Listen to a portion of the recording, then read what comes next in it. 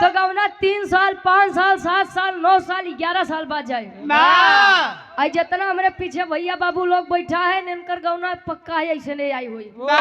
हकीकत भयंकर लोग के बियाह जब होत हुई थे या तो ये लोग जाने लाए नहीं रहा हुई है या तो 6 7 8 में पढ़त रहा हुई है। हाँ ना बाबूजी चुप रहा यार। आज के समय में पहले दुल्हन देखी है पूछी है जब सब चीज एकदम ठीक लगी तब हमें रिश्ता मंजूर है। त्यावा गुरुजी 2 लाइन कुछ बज जाए हमारे यूट्यूबर भैया खातिर। मेरे बड़का भैया लोग भी आई बाटे ढेर पुरन की गौबत है नौ लोग का बड़ा नेवर लगे ढेर नई की गौबत है उनका लोग का नेवर लगे तब दोनों जने के। अच्छा 2020 वाली से चालू करा 26 पे लाइक के खत्म करा। आवा क्या बात है।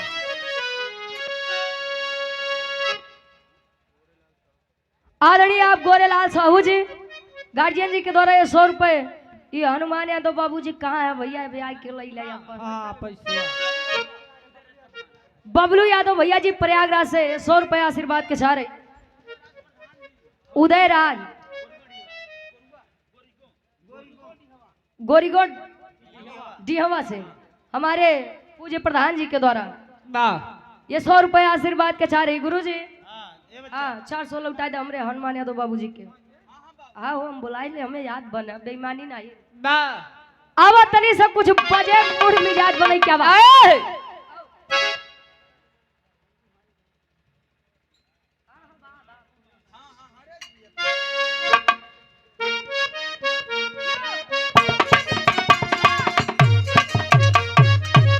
क्या बात है।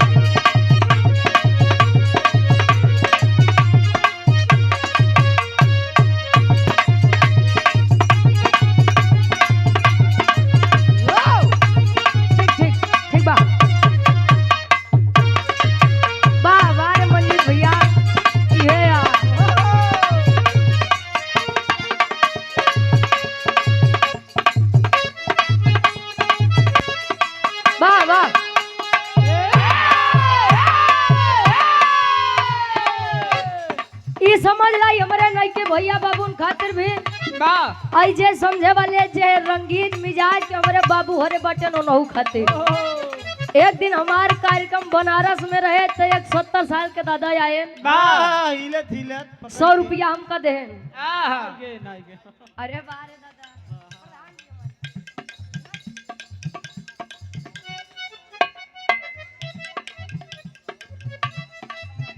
आदरणीय आप राम नरेश लाल जी।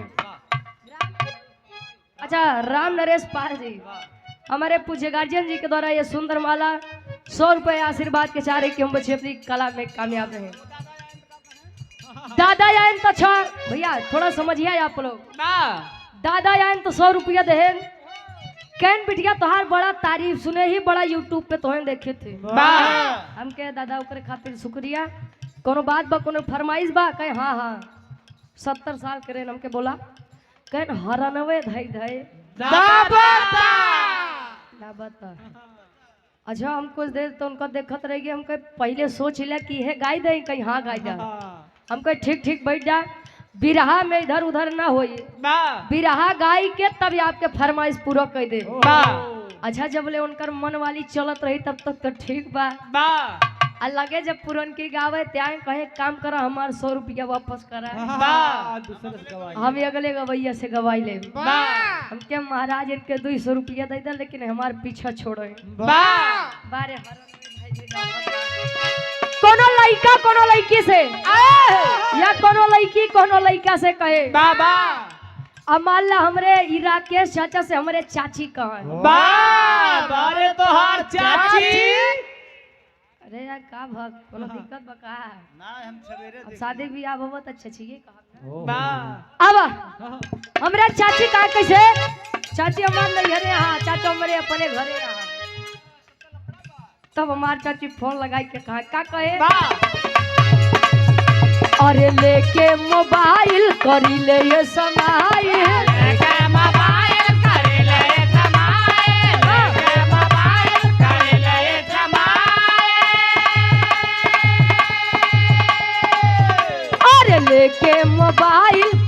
ये समाई जब देखिल तोहरा रील के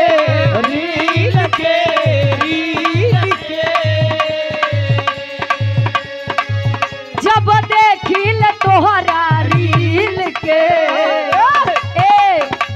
गईला जब से मिल के गईला जब से मिल के हम हो गईली बिना दिल के गईला जब से मिल के हम हो गईली बिना दिल के जब से गईला मिल के हम हो गईली बिना दिल के जब से गईला मिल के। ये हम नहीं हमारे चाची कहाँ है। आदरणीय पूर्व पुलिस विभाग सेवानिवृत्त देश के सेवा करके गांव की सेवा करना चाहते हैं माननीय आप हरिश्चंद यादव जी ग्राम बरेंदर के भावी प्रधान पद के आप प्रत्याशी हैं। हम चाहेंगे कि हमारे पूज्य बाबूजी के नाम पर एक बार जोरदार ताली बजाई क्योंकि उन्होंने देश की सेवा की है। अब गांव की सेवा करना चाहते हैं। प्रयागराज के शेर है, आप बजाई लोग बजाई ले जब भैया बजाए ले जन अगले जन्म घूम घूम बजावत जाबे। आदरणीय आप विमल यादव जी खोवा वाले जो यह कार्यक्रम करवाए हैं। अच्छा जो कार्यक्रम हमारे करवाए हैं। अच्छा तब तो बार बार पहले की प्रणाम बा आशीर्वाद के चारी के हम बच्चे अपनी कला में कामयाब रहे। ऐसे बेचत रहा भैया, ऐसे कलाकारन के मनोबल बढ़ावत रहा, आशीर्वाद के चार ही लड़की कहे हो जवानी के दुनिया दीवानी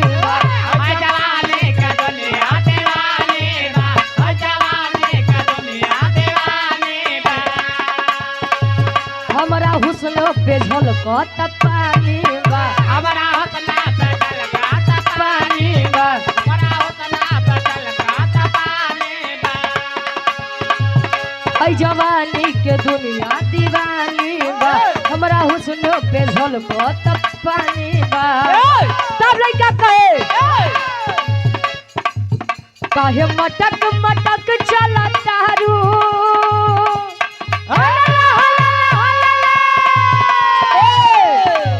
काहे मटक मटक चला तारू देखा के होई गोर टंगरी हमारा नैना के चैना चोरावे हमारा नैना के चैना चोरावे ए गोरी तोरी लाल घघरी हमारा नैना के चैना चोरावे ए गोरी तोरी लाल घघरी हमारा नैना के चैना चोरावे ए गोरी तोरी लाल घघरी।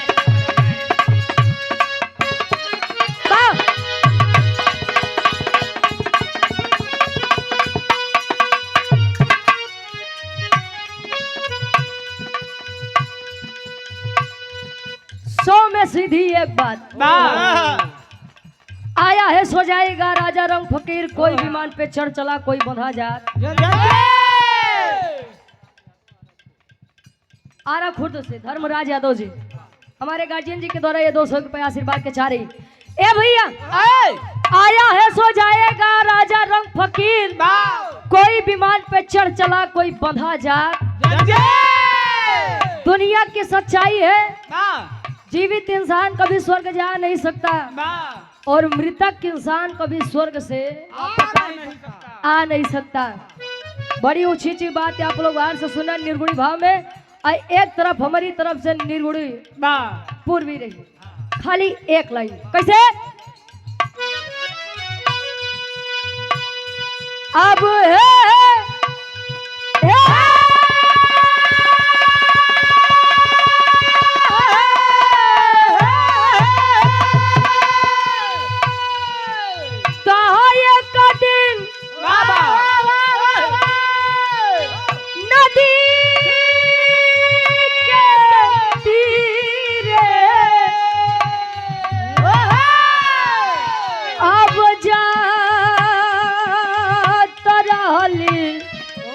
धीरे रे धीरे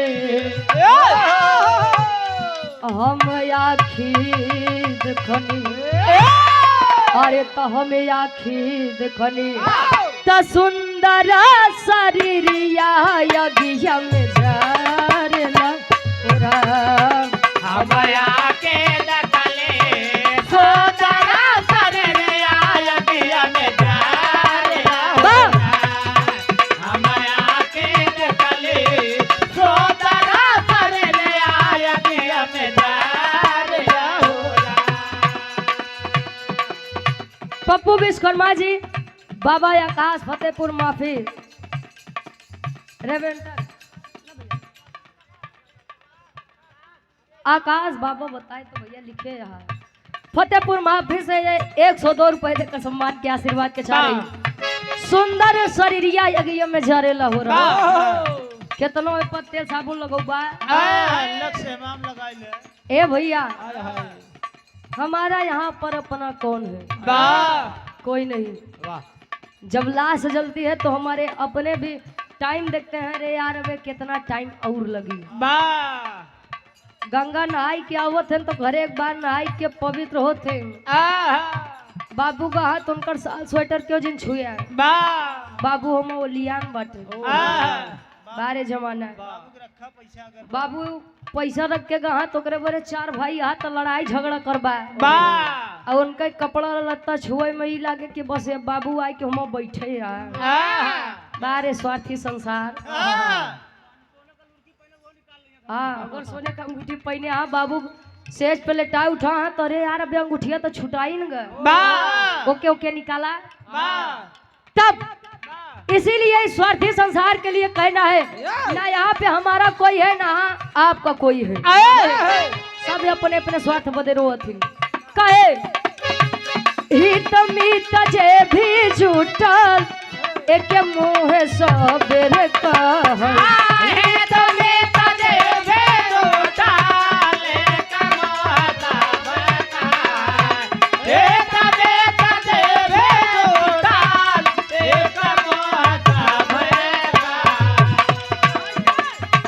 हित मीत जे भी जुटल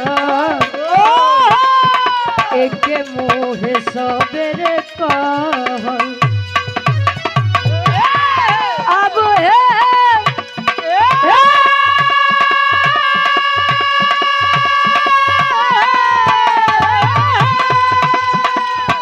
हित मीत जे भी जुटल हित मीत जे भी जुटल एक मुँह सबेरे कहल अरे बेटा के मरले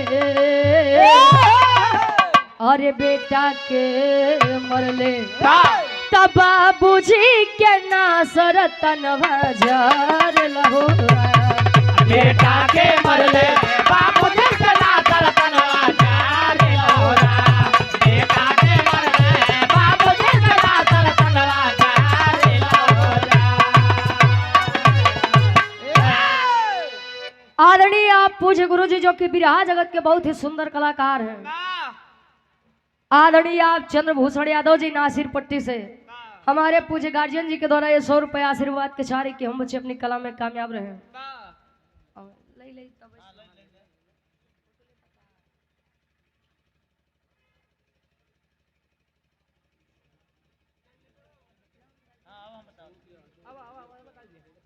हंडिया प्रयागराज से आदरणीय आप अशोक यादव जी एडवोकेट साहब और बिरहा जगत के बहुत ही अच्छे कलाकार भी हैं, हमारे गार्जियन जी के द्वारा ये 100 रुपए सुंदर माला आशीर्वाद के चारे। विनोद कुमार यादव जी भावी प्रधान पद के प्रत्याशी हैं बरन से, हमारे गार्जियन जी के द्वारा ये 100 रुपए आशीर्वाद के चारे। ए भैया जितना देर में हम लोग गीत गाऊ और जितना देर में हम भाषण गाऊ उससे अच्छा रही कि अखी छोट सा बिरहा हो जाए या कुपलच्छी गीत भी हो जाए अगर आप लोग आदेश करत तब।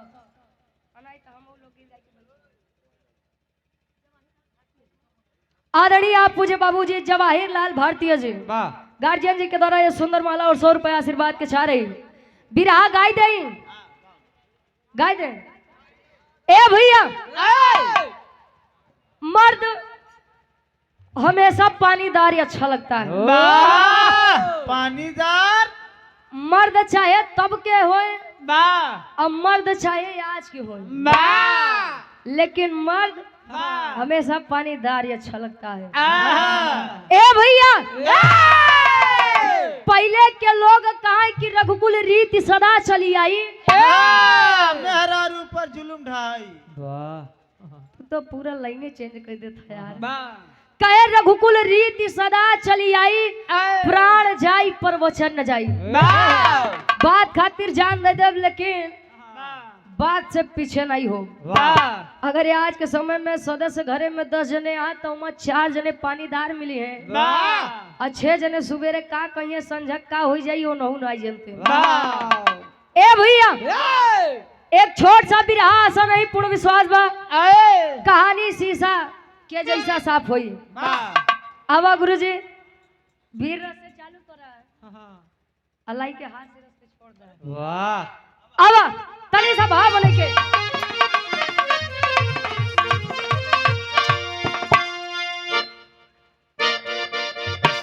क्या बात है।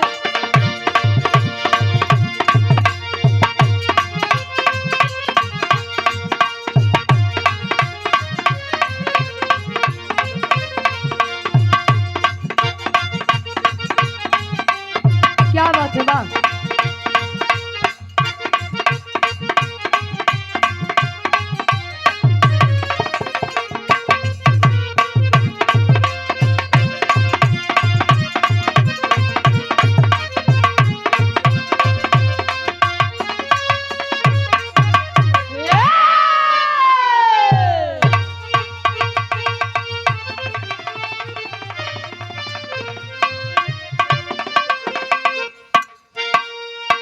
अब सवरी यार राम रे,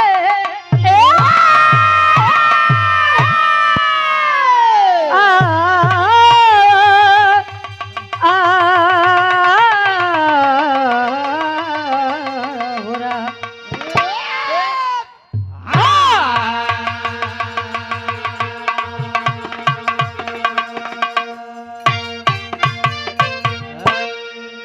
ए भैया, रामायण महाभारत ये तो आप लोग जान लो कर खाने है।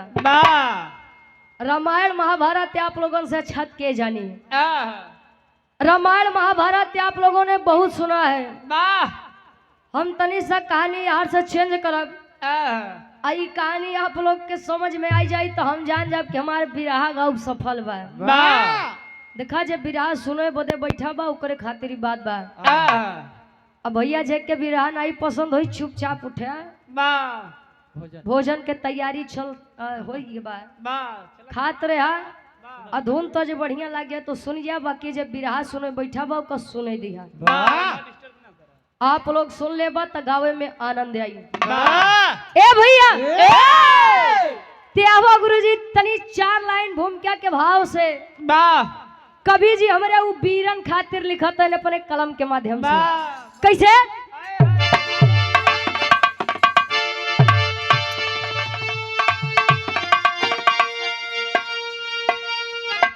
तो अरे जंग जौहर का बजता बिगुल जंग में, अरे रंग लाती थी लोरिक की थी जब जवान, रक्त की बूंद में खून है खून का, अरे लोरिक के लइका या भोरिक के कहानी, अरे की छाती पे गर्जन करे सर्वदा, बोला या भोरिक माँ क्यों न पिंडदानी हुआ, तो मजरी का गुलामी न मंजूर मुझको, करे हक की ज्यादा वही बलवान हुआ।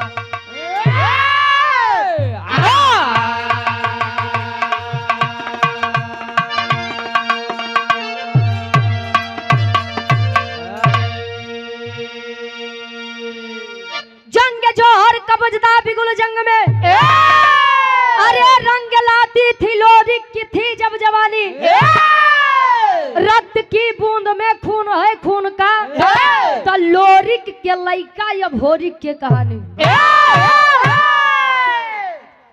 अनिल यादव हमारे बड़े भैया जी के द्वारा 51 रुपये आशीर्वाद के चाह रही रामायण महाभारत आप लोग रोज सुनत है भैया, आज तनी कुछ हट के सुनला। हाथ जोड़ के विनम्र निवेदन बा कि कहानी शीशा के जैसा साफ हुई। ए भैया वीर लोरिक के नाम तो आप लोग सुने होबा, सुने तो होबा ना, ऐसा तबा नहीं कि वीर लोरिक इतना बड़ वीर उनकर नाम में क्यों नहीं सुने हुई। ए भैया वीर लोरिक के पिताजी के नाम कुबई रहे, कुबई दादा। अब कुबई जी के ससुरारी कहाँ बा आप लोग जानत है? नहीं जानता है? हाँ तो को पता। ए भैया कहानी में इंटरेस्ट तब होई जब कोनो अच्छी और रोचक बात सुने के मिली तब। कुबई दादा के ससुरारी ये हमरे नेवाड़ी जेठवारा प्रतापगढ़ में बा। तोहरे प्रतापगढ़। ए भैया नेवाड़ी जेठवारा में एक धाम बा जेकर नाम खोइलन धाम बतावा गया। अब कुबई दादा के शादी माई खोइलन से भई रही। अब खोइलन जी के नाम से खोइलन धाम बाबा। ए भैया कुबई दादा और माई खोइलन के बीच में एक लड़का जेकर नाम वीर लोरिक बताया गया। वीर लोरिक अब मजरी जी के बीच में गढ़गौरा में दोनों लोग के संयोग से एक बच्चे का जन्म हुआ जिसका नाम वीर अभोरिक बताया गया। अब 3 जने के नाम सुन रहा तब कहानी हमार वीर अभोरिक जी से चालू हुई। कुबई दादा के लड़का लोरिक और लोरिक के लड़का वीर अभोरिक। अब एक जने के नाम यौरी आई बस तनी आप लोग विचार कर बत्तल। ए भैया वीर अभोरिक जब बाल्यावस्था से किशोरावस्था में प्रवेश किया मतलब कि ओकरे लड़कई से जब जवानी आए तो दुर्गा माई के बड़ा बरियार भक्त रहे। बरियार का मतलब जाना थे? बहुत बड़ा जबरदस्ती। ए भैया आप ही लोग कहा था कि जकरे जवानी आवत है तो चुकरत की आवत रही का यार। तोरे आई रही का यार? ए भैया काहे बदे कहा कि पहले के लोग अपन जवानी काम में खर्चा करे। काम ये खेत में बैठा है ना आप लोग, पहले यह खेत बरधा से जोतात रहा है। ये आप लोग बतावत है। ए भैया तो गुरुजी हिया एक मिजाजी गजल लागत बा। कोनो आशिक अपने मासूका से कहे का कहे? अरे आशिक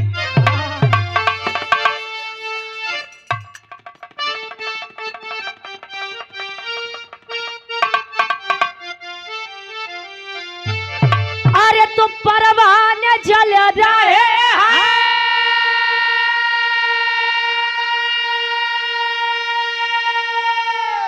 अरे तो परवाने जल रहे हैं तेरे इश्क में तमाम। अरे परवाने जल रहे हैं तेरे इश्क में तमाम। जानम आए हाय अरे जानम जरा इसी आग में, अरे जानम जरा इसी आग में, अरे खुद को जला के दे। जानम जरा इस आग में खुद को जला के दे। जानम जरा इस आग में खुद को जला के दे। जानम जरा इस आग में। जानम जरा इसी आग में खुद को जला के देख। अभी आज के समय में आशुक मास का चाचा बचाए रहा नहीं तो पता लग लाल कई के जब तो चाचू कहीं बिरहा गावे गए कि मारी करे गए बचाओ बचाओ के। लेकिन वीर चाहे तब के हो, वीर चाहे आज के हो, हमारे देश के वीर ही हैं जो सरहद पे जाते हैं और उनकी वजह से हम यहाँ आप लोग ऐसो आराम से जिंदगी व्यतीत करते हैं, सुरक्षित है। तो वीर चाहे तब के हो चाहे आज के हो, उनके खातिर एक लाइन का बिजली का अरे बोला है वीर बघेला,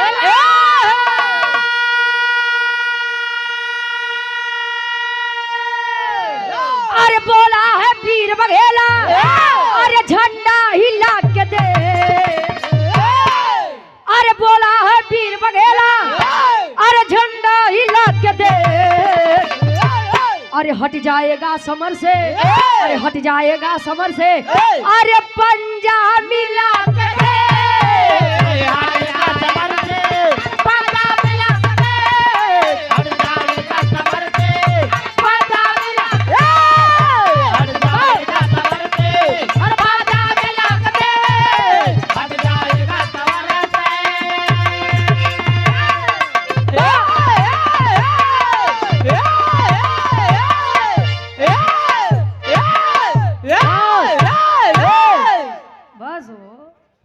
ए भैया कहे बोला है वीर बघेला झंडा हिला के देख और हट जाएगा समझ से तू पंजा मिला के देख। 10 कुकुरन लाइक के टहरबा अब बड़का मर्द बनबा, मर्द होबा तो सामने से वार करबा, अब पीछे से जवार करत है ओके का कहते आते आप लोग विचार करो कि मर्द है ए भैया ई तमाला बीरन खातिर हमरे बिरहा के कहानी के शुरुआत कवि जी जौहरी छंद से लिखत है। कैसे बा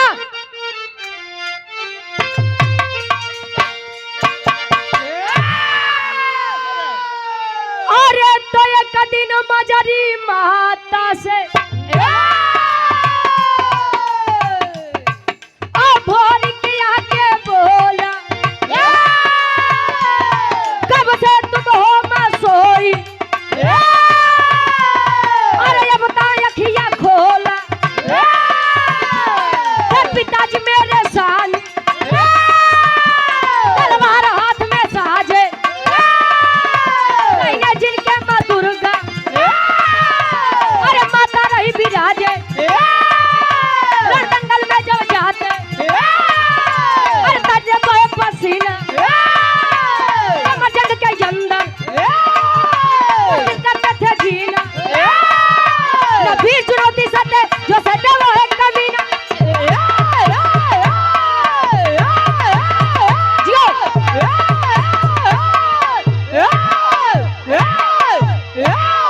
बस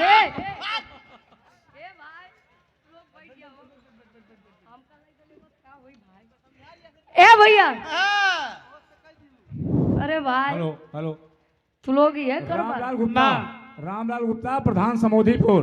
यदि आपके कानों तक हमारी आवाज पहुंच रही है मंच के पास आने का कष्ट है। रामलाल गुप्ता।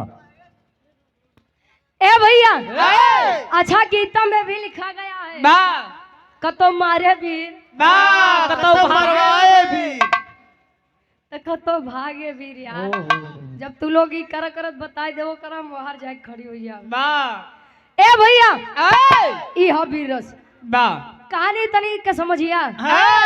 वीर भोरी के एक दिन माई मजरी से जाई के पूछत बा माई, ए माई आखिर माता दुर्गा मुझसे प्रसन्न क्यों नहीं हो रही है? आखिर मेरे पिताजी भी तो उनके बहुत बड़े भक्त थे। कहे बेटा ये बात हमसे कहे इजाई के माई दुर्गा से पूछ। माई दुर्गा के पास आया और विचार कर लिया तो आज बिना पूछे जाई बना बैठ गया। माँ अय माँ मेरे पिता वीर लोरी जब भी आपको जरूरत पड़ी अपने जंगे का खून पिला करके आपको संतुष्ट करने का काम किए हैं। ए महतारी हम नहीं के लइका ये भोरी कहीं माई माई दुर्गा प्रकट हुई कहीं बेटा ये भोरी मैं तुझसे किस लिए खुश हूँ मुझे ये तू बता। काहे कहे आज तक मेरे अनन्य भक्त और तेरे पिता वीर लोरी का पिंडदान नहीं हुआ है। ये आप लोग कहते हैं कि जब ले पिंडदान नहीं किया जाए तो पुरखा पुरानिया तरन तार नहीं होते। ए भैया हम तो कही थी लड़का लायक मिले नहीं तो मिलबे नहीं करे, लड़का सपूत मिले नहीं तो मिलबे न करे। अब तू पता लागे पूरी जिंदगी इज्जत बनाए बाटा बाबा बुढ़ौती पे तोहार लोग चरण छुअत है और लड़का तोहार ये काम करे। गंगा जमुना सरस्वती नहाय। वीर चंद गुप्ता जी सदरेपुर से लड़का के नाना है। कौन लड़का? अरे ओका हमहू जानते अपने नातिक नाना होबा। अपन बेटवा बबुआ होबत। ए भैया ये हमारे गार्जियन जी के द्वारा 100 रुपए आशीर्वाद के चाह रहे कि हम अपनी कला में कामयाब रहे। आपका कृपा आपके नतियों बनी रहा है, हमारे ऊपर बनी रहा है। हमारे नानी के हमारे नमस्ते बोल दिया भाई। ए भैया और आदरणीय आप अपना म्यूजिक प्रयागराज के प्रोपराइटर साहब हमारे महेंद्र यादव दादाजी ये 100 रुपए देकर सम्मान के आशीर्वाद के चाह रही।